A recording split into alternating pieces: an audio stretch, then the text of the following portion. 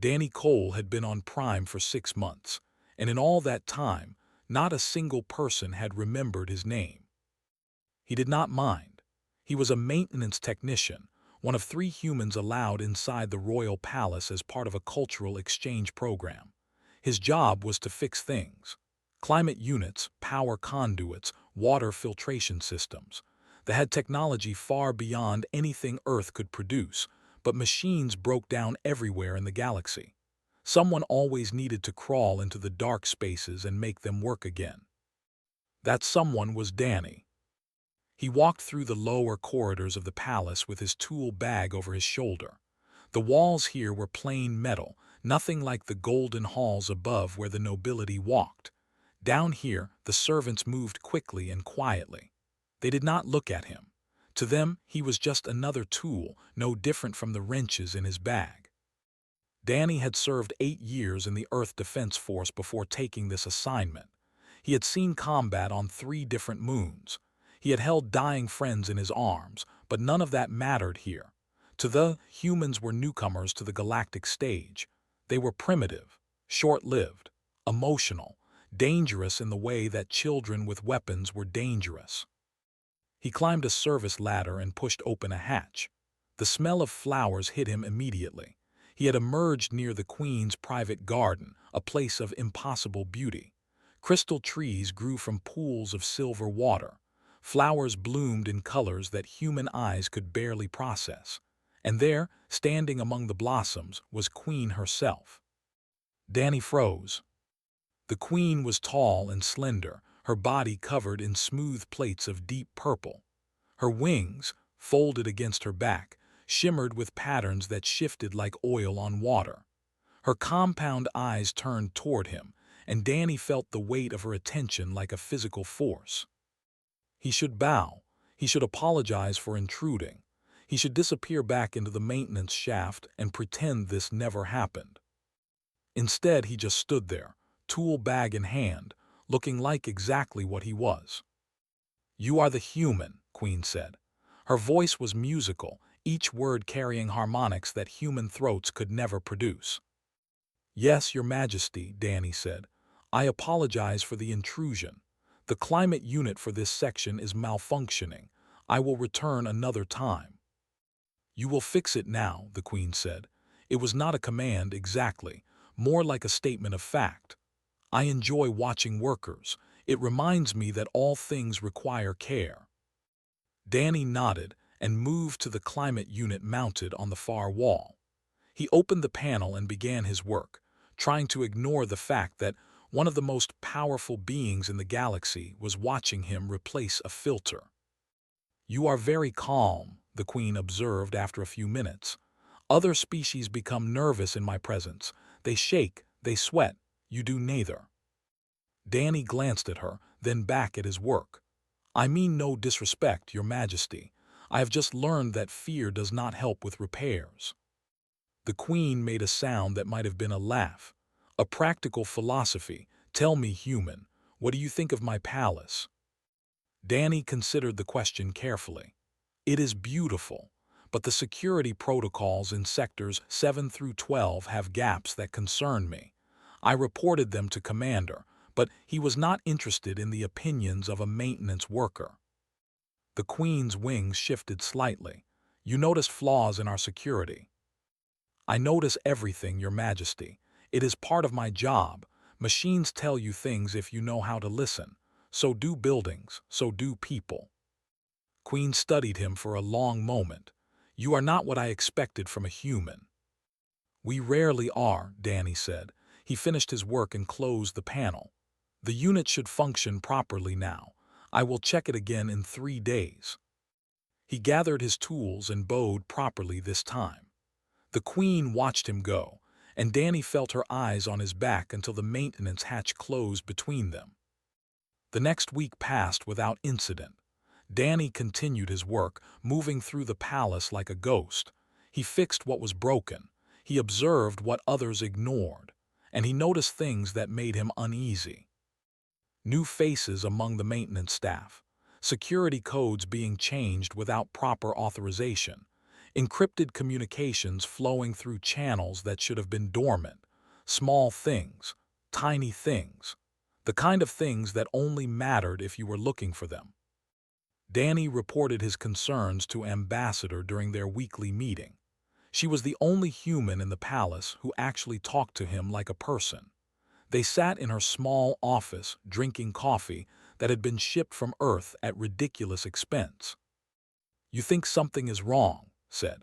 She was a sharp woman in her 40s, with gray streaking her brown hair and lines around her eyes from years of difficult negotiations. "I think something is coming," Danny said. "I cannot prove it, but the patterns are there." Sighed, "I have raised concerns through diplomatic channels. They are polite, but they do not take us seriously. To them, we are children playing at being adults." Commander actually laughed when I suggested increasing security for the lunar celebration. Danny frowned. "The lunar celebration is in 4 days. Every dignitary in the sector will be here." "I know," looked tired. "And there is nothing I can do about it. We are guests here, Danny. Barely tolerated guests. If I push too hard, they will send us all home and the exchange program will fail." Danny understood. Politics was not his world, but he recognized the chains that bound people in positions of power. Could not act. They would not act. And whatever was coming would arrive whether anyone was ready or not. He returned to his quarters that night and sat in the dark for a long time. He thought about the gaps in security. He thought about the encrypted communications. He thought about Queen standing in her garden, watching him work with those ancient, unreadable eyes. She had been kind to him. In a palace full of beings who looked through him like he was not there, she had spoken to him like he mattered. Danny did not sleep well that night. He kept dreaming of fire in the golden halls and the sound of wings beating against smoke-filled air. 4 days later, his dreams came true. The lunar celebration was the most sacred night in the calendar. The palace glowed with light. Music filled every hall. Thousands of dignitaries from across the sector gathered to pay tribute to Queen and witness the ancient ceremonies. Danny worked a late shift in the power station beneath the palace. He preferred it this way. The celebration above was not for him. He was happier among the machines, checking readouts and monitoring energy flows. The hum of the generators was a kind of music he understood. At exactly midnight, the first explosion shook the walls. Danny grabbed the edge of his console as the floor trembled. Warning lights flashed across every screen. Power fluctuations rippled through the grid. Somewhere above, people were screaming. He pulled up the security feeds and felt his blood go cold. The outer walls had been breached in 3 places. Armed figures in black armor were pouring into the palace. They moved with precision, with purpose. This was not random violence. This was a coordinated assault. Danny tried to contact Ambassador, but the communications were jammed. He tried the emergency channels, but they were dead. Someone had cut the palace off from the outside world. He switched to internal cameras and watched the nightmare unfold. The Royal Guard was responding, but something was wrong. Their formations were breaking apart. Officers were issuing contradictory orders. And then Danny saw something that made his stomach turn. Several guards were not fighting the attackers. They were joining them. Commander appeared on one of the feeds, his face twisted with anger as he shouted at his remaining loyal officers. Danny could not hear the words, but he could read the body language. Was ordering a retreat. The Royal Guard, sworn protectors of the Queen, were falling back. They were running. Danny watched them go. Hundreds of elite soldiers, the finest warriors the Empire had ever produced, fleeing through the service corridors toward the emergency shuttles. Led the way, his magnificent armor gleaming as he abandoned his post. And Queen was still in the throne room. Danny pulled up the throne room cameras. The Queen stood alone on her raised platform, her damaged wings hanging at wrong angles. The attackers had already reached her once. They would reach her again.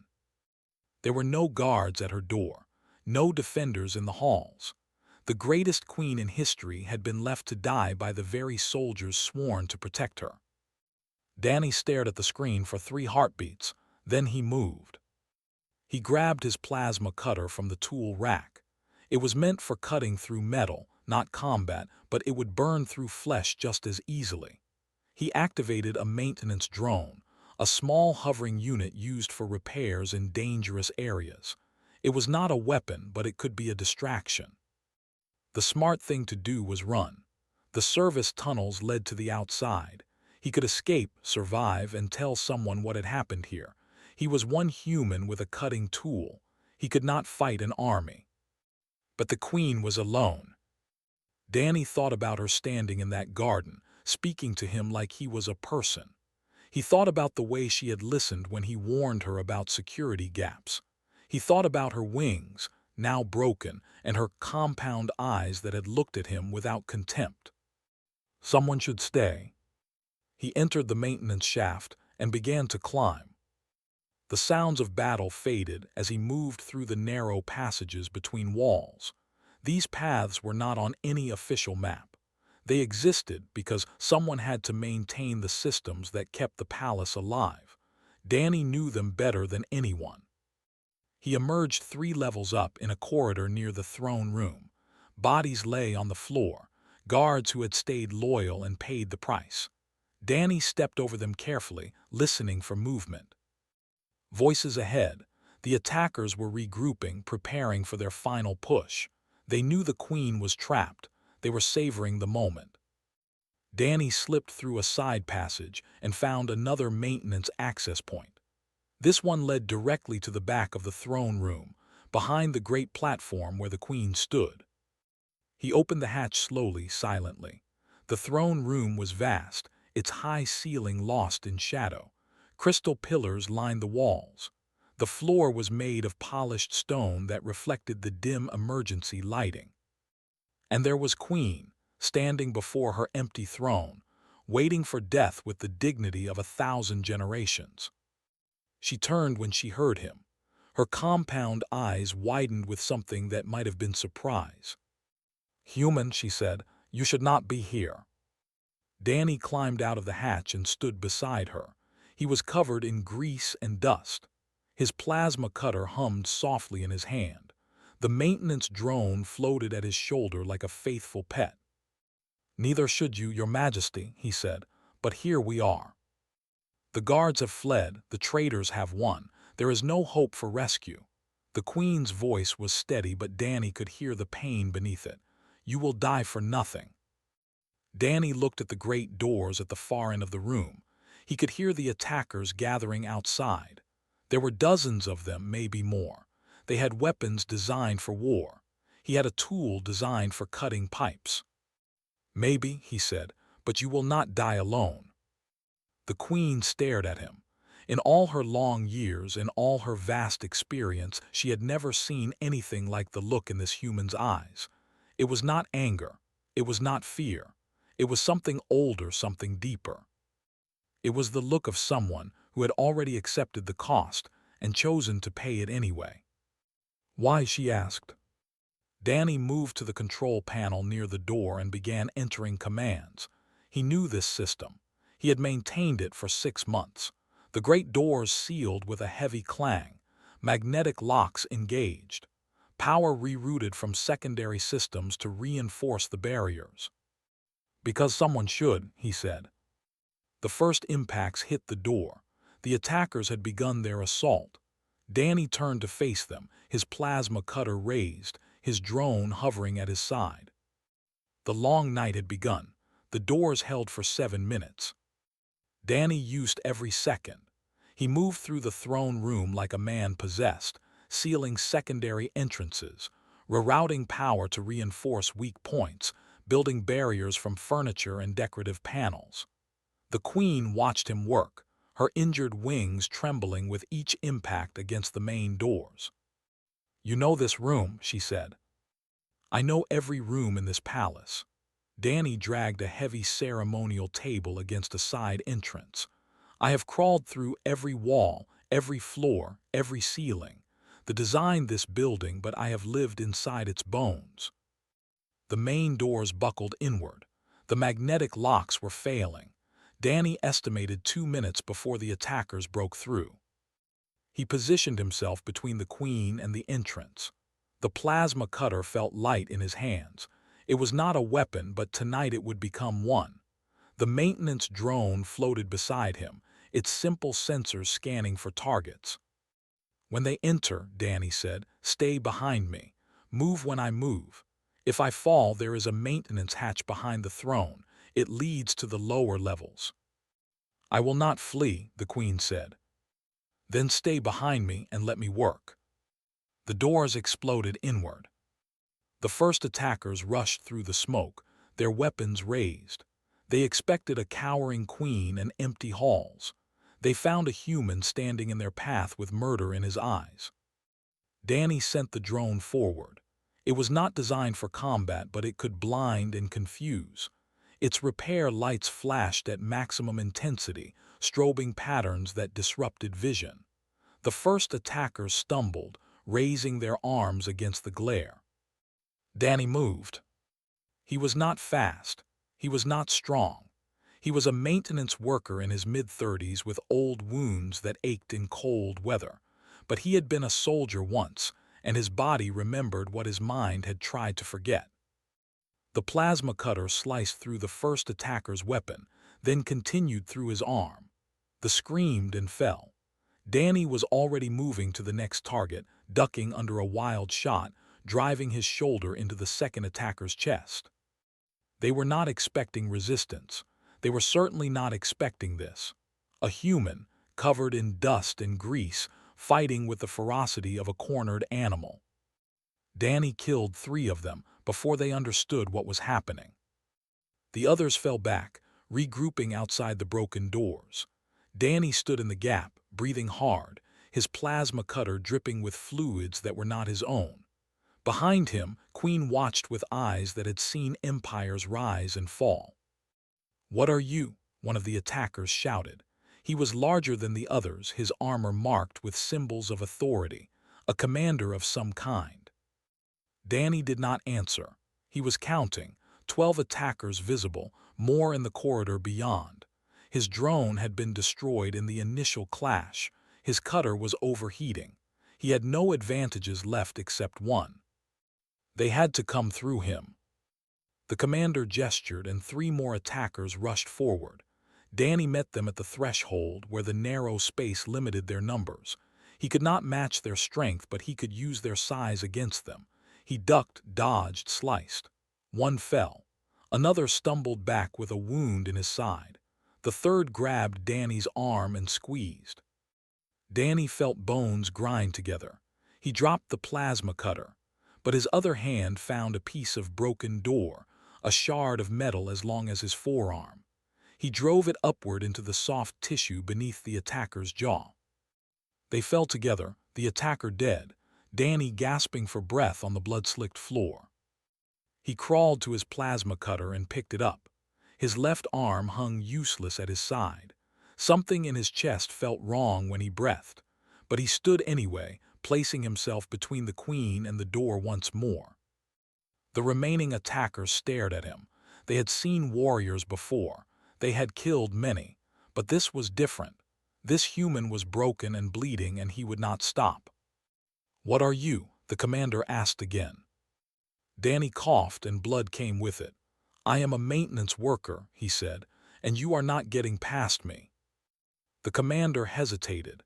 In that hesitation, Danny saw something he recognized: fear, not of death, but of the unknown. These had been taught that humans were weak, emotional, primitive. They had no framework for what they were seeing now.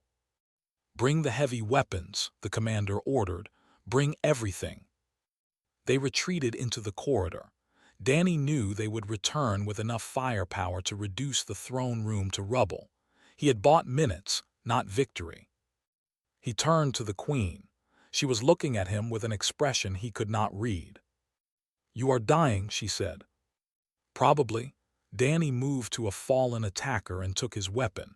It was designed for hands, too large for him, but he could make it work. But not yet. Why do you fight for me? I am not your queen. Your species owes me nothing. Danny checked the weapon's power cell. Half charged, better than nothing. When I was young, my father told me something.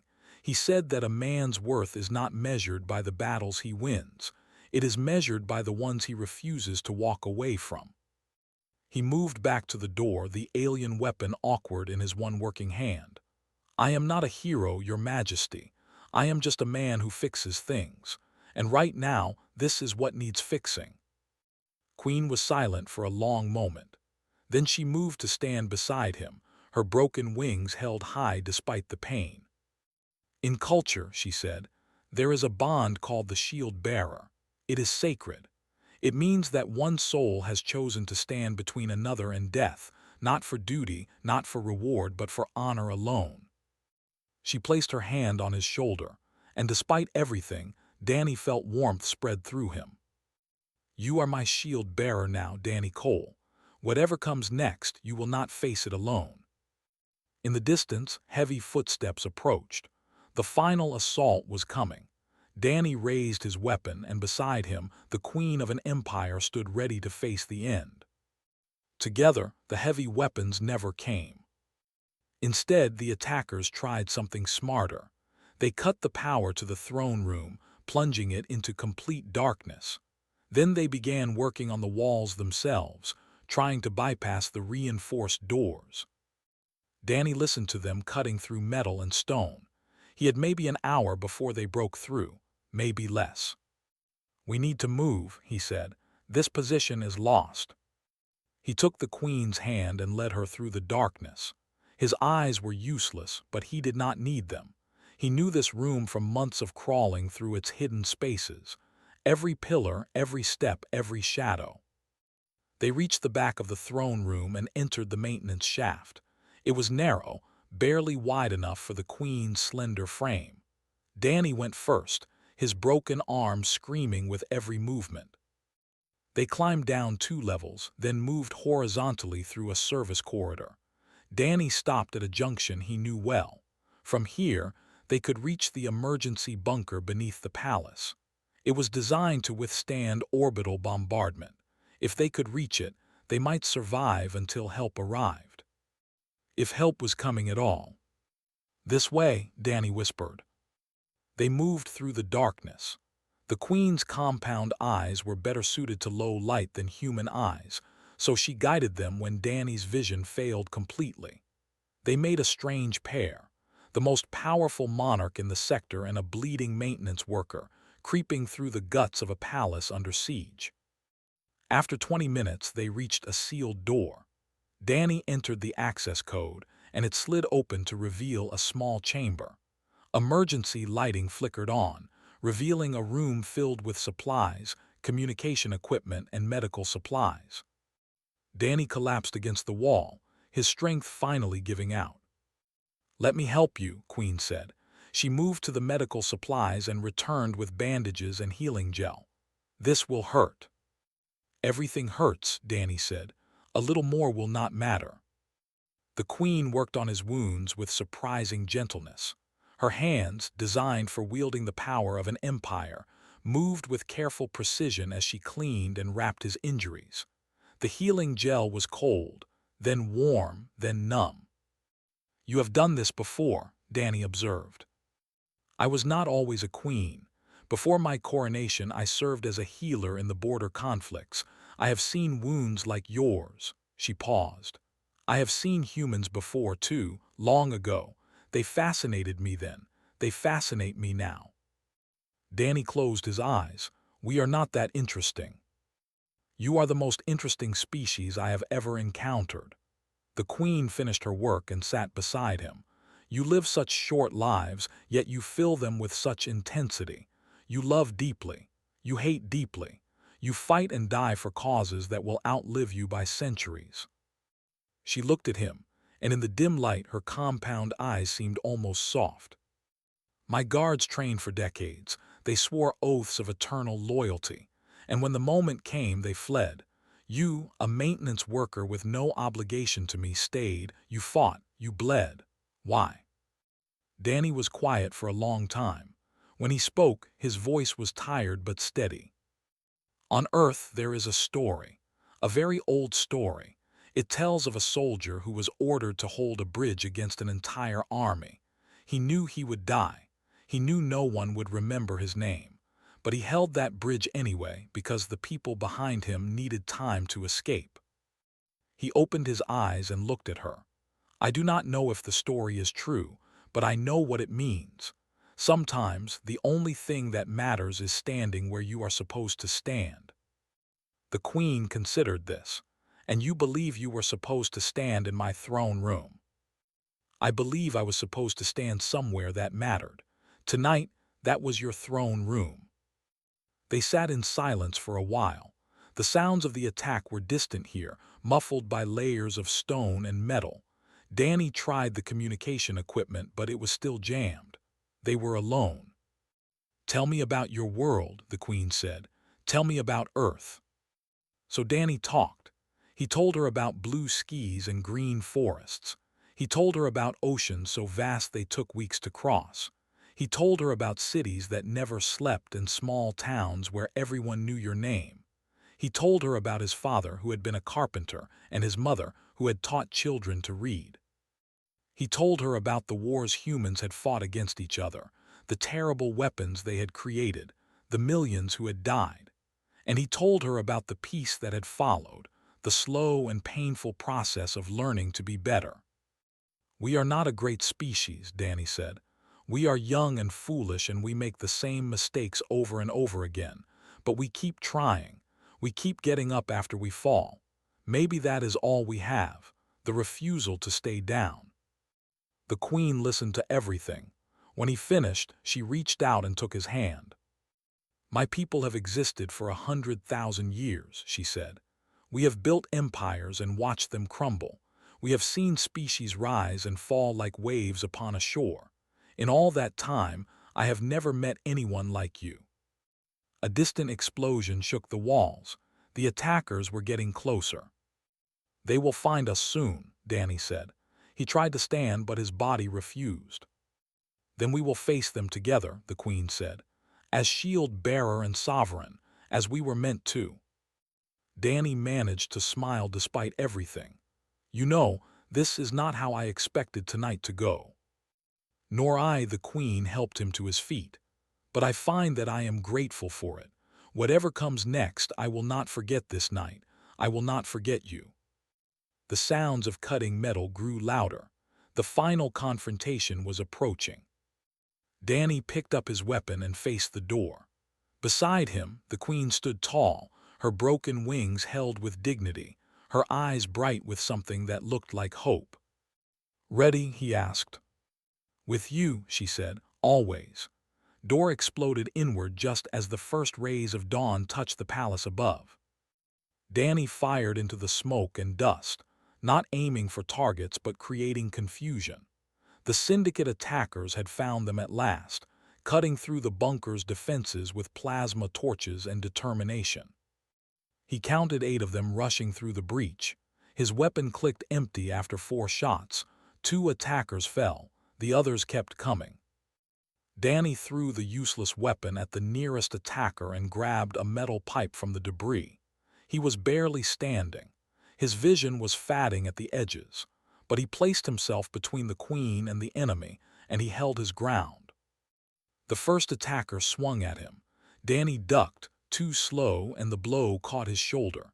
He spun with the impact and brought the pipe around in a wild arc that connected with the attacker's knee. They both went down. Danny crawled over the fallen attacker and grabbed for anything he could use as a weapon. His hands found a piece of broken metal, sharp enough to cut. He drove it upward as another attacker loomed over him. The blade caught the attacker in the throat. Danny rolled away as the body fell. 3 down, 5 left, and he had nothing left to give. He tried to stand and failed. His legs simply would not obey. The blood loss was too severe, the injuries too many. He had pushed his body beyond its limits and now it was shutting down. The syndicate commander stepped through the smoke, his weapon raised. He looked at Danny with something between disgust and grudging respect. You fought well, human. Better than any of the Queen's so-called elite guards, but this ends now."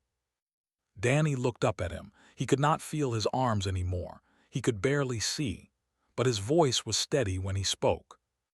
"Then end it, but know that you will have to step over my body to reach her, and know that I will be waiting for you in whatever comes next."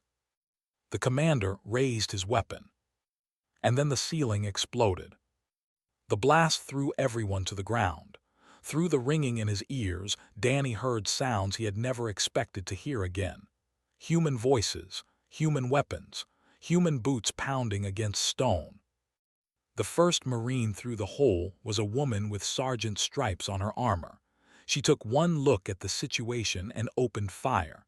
The syndicate commander fell before he could turn.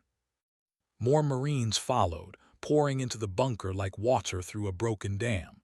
The remaining attackers tried to fight, tried to flee. None of them escaped. Danny lay on the floor, watching the chaos through half-closed eyes. Someone was kneeling beside him. A familiar voice was calling his name. "Danny, Danny, stay with me." Ambassador. Her face was streaked with tears and dust. She was holding his hand tight enough to hurt, but Danny could not feel it. "Ambassador," he managed to say, "you came." "Of course I came, you idiot." His voice cracked. "Did you really think I would let the handle this alone? I had 3 human ships break through the blockade. We have been fighting our way through the palace for hours." Danny tried to smile. "Good timing. We followed your trail, every sealed door, every rerouted power junction. You left a path we could follow straight to you." She looked up at someone beyond Danny's vision. "Medic, get over here now." Hands lifted him onto a stretcher.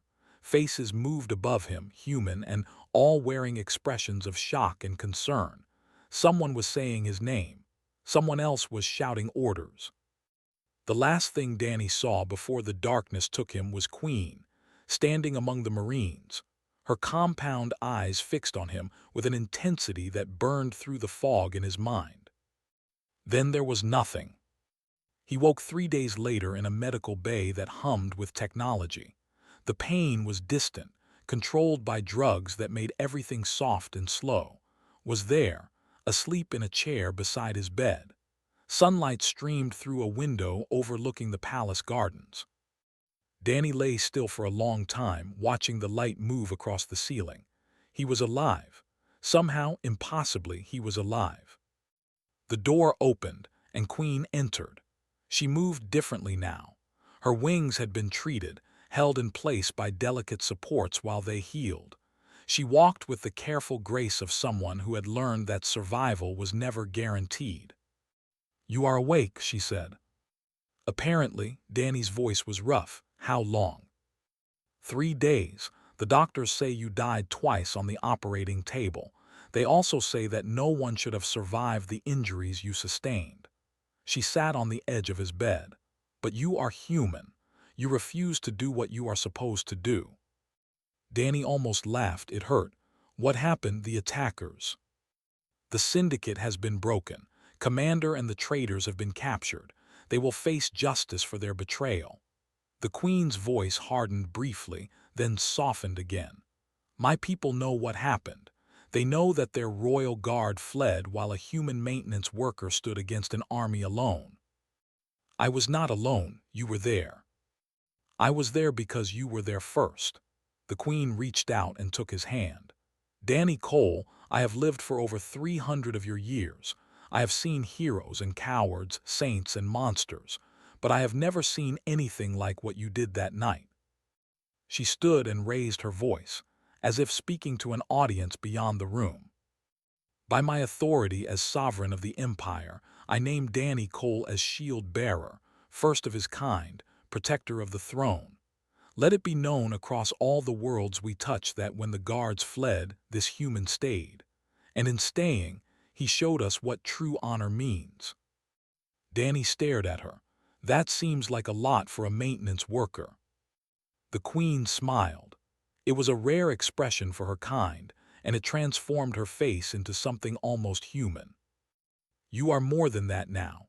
You are a symbol, A reminder that courage does not belong to any single species, that loyalty cannot be bought or trained, that sometimes the smallest among us become the greatest.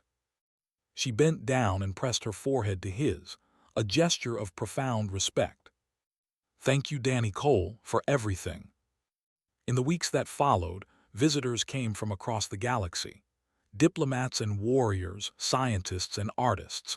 They all wanted to meet the human who had defended the Queen alone. Danny accepted their thanks with quiet grace and told them all the same thing. He was just a maintenance worker. He had just done his job. But at night, when the palace was quiet and the stars burned cold and bright above, Danny sat in the Queen's garden and remembered. He remembered the fear and the pain and the certainty of death, and he remembered choosing to stay anyway. Because someone should. That was the story that spread across the stars, not of a hero or a legend, but of an ordinary man who refused to walk away. And in that refusal, the galaxy learned something new about humanity. They were young, they were fragile, they lived brief lives in a vast and ancient universe. But when it mattered most, they stayed.